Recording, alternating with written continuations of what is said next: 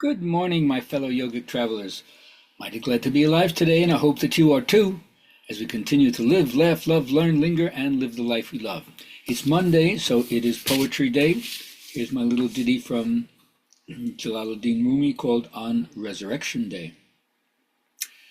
On Resurrection Day, your body testifies against you.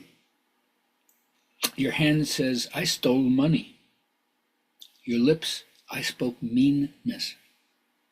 Your feet, I went where I ought not. Your genitals, me too. Their testimony will make your praying sound hypocritical. Let your body's doings speak openly now, without your saying a word. As a student walking behind a teacher says, this one knows more clearly than I the way. It's all about karma, right? It's going to catch up to you, so be good and keep it weird. All right, so here we are today. Our journal writing friends, what do we have to say? Describe something that you learned from a mistake. Everybody has flaws, everybody messes up in some way, but did you take away something from that? Was there a lesson to be garnered? So you let me know. Describe something that you learned from a mistake. Think about it yourself, mend your ways, elevate the conversation with other people who want to talk about that, or let me know and I'll be glad to share with you and we can have that exchange. All right. The first thing that I think yoga does is, even though some people may think of it as studying Eastern philosophy or Hinduism, varieties of Hinduism, I think that it teaches you to disengage from your traditional inheritance, which always tends to concretize the symbol in its own generation and make you believe something absolute that's really just relative.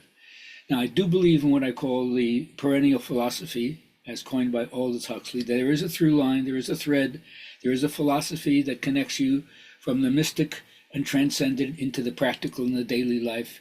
And like we say, if you don't know how to see what's extraordinary in the extraordinary, you'll never get this teaching. But it basically says that there's something in a human being that is in just akin to, but is identical. It's just a matter of degree, but not of quality, that we are an embodiment of the living spirit. Anything less than understanding that didn't really get the message. And when you get that message, you're beyond denominational. You're beyond affiliation. You're just a free being, like spirit, universal, invisible, and omnipresent.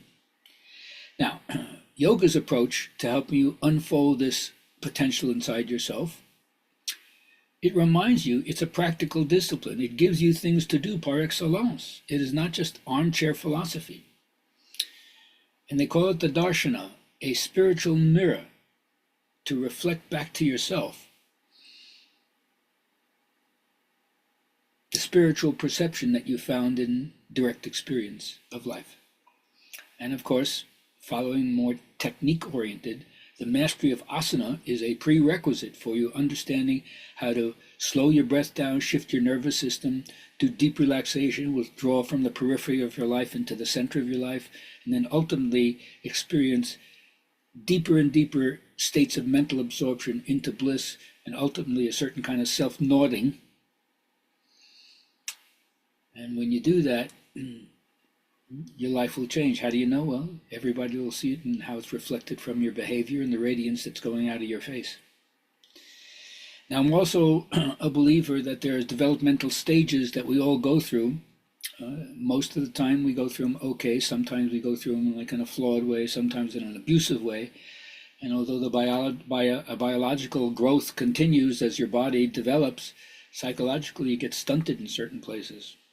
But early on, if you mastered the ego task of trust versus mistrust, and it built some capacity of faith and confidence in the future, then you learn how you can transcend your separateness and yet maintain your own distinctiveness. Confirm your distinctiveness, but transcend your separateness. Because maldevelopment in these areas results in poor resolution to ego crisis. We can't handle problems. We knuckle under. We bend under when the shit hits the fan. So we have to explore what happened along the way to make us less than we are capable of being. In the story Iron John, the young prince loses his ball into the cage of the wild man, that 360-degree globe of golden radiance.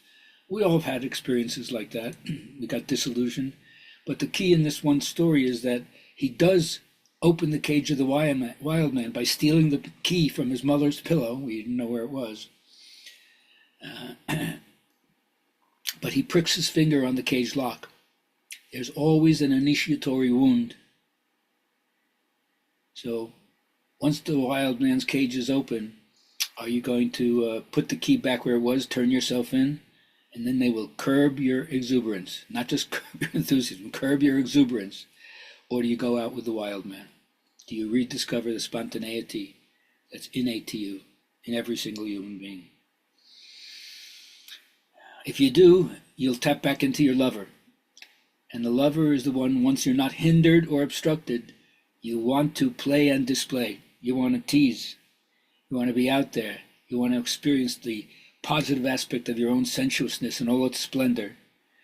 Yes, and without shame, because you'll develop the appreciative consciousness. And remember, the word PREC is in the middle of appreciate, so that means it's precious to you. And then you see the aesthetics. You see beauty everywhere. So, to help you deal with your own thought forms before you have to deal with the world's thought forms, just remind yourself that when problems come, decline to see the problem in any way other than in the light of truth. That's what we call putting the subject in quarantine and not letting your own negative thoughts frame what you have to face. So safeguard your mind, and remember the path of least resistance is known in the feel of it, which is known to you. Feels good, doesn't. What I call yum and yuck. Feels good, go towards it. If it doesn't, pull away from it.